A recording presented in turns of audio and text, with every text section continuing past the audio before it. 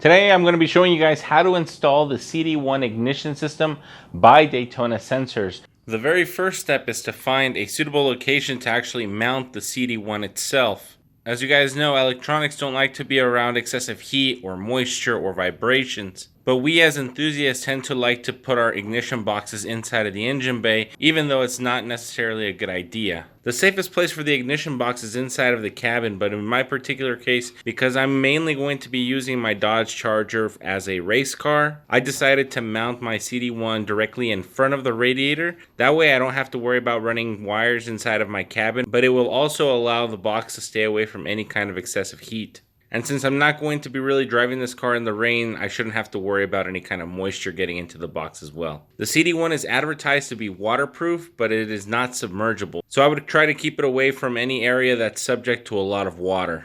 The ignition system basically only uses 3 wires to power the box and 2 wires for the ignition coil. It's actually really simple. You have the main power wire that's going to be fed by the battery at all times. You have the second smaller power wire that gets powered by your ignition switch.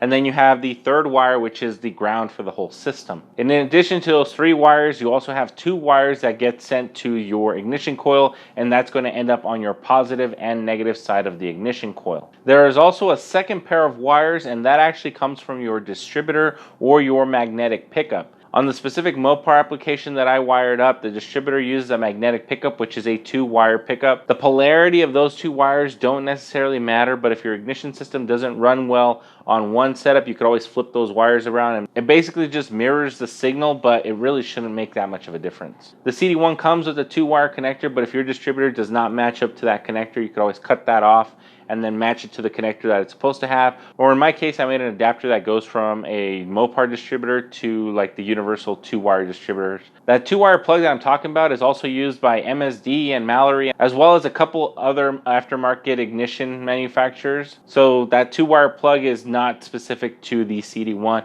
It's basically like an industry standard type thing for the magnetic pickups. After you have the 3 wires for the box, the 2 wires for the coil, and the other 2 wires for the magnetic pickup, you are pretty much done. The system's all hooked up. However, if you want to keep going like I did, the system also includes a couple other features that I took advantage of. The main one was the single brown wire that is actually the tach wire if you're using a electronic tach. The tach signal produced by the CD-1 is very similar to the GM square waves, so pretty much any aftermarket tach will work perfectly on the CD-1. As long as it accepts a GM square wave as a signal, then it should be perfectly fine. If you wanted to run the Mopar tach, you would probably have to run it straight off of the ignition coil like you would from the factory. My car did not come with the factory tach, so unfortunately I cannot verify that for you guys. But if anybody does know, go ahead and put that in the comments below and I'll go ahead and pin your comment. So that way other people will be able to know whether or not that's possible. In addition to a tach signal, that same wire can be hooked up to this module that will allow you to connect a tuning cable to a laptop, and you'll be able to lock out your distributor and run a full electronic timing curve. However,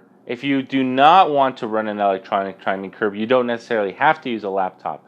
But if you do use a laptop, aside from running an electronic timing curve, you can also use it to activate or deactivate the multi-spark feature. You can activate or deactivate an electronic rev limiter.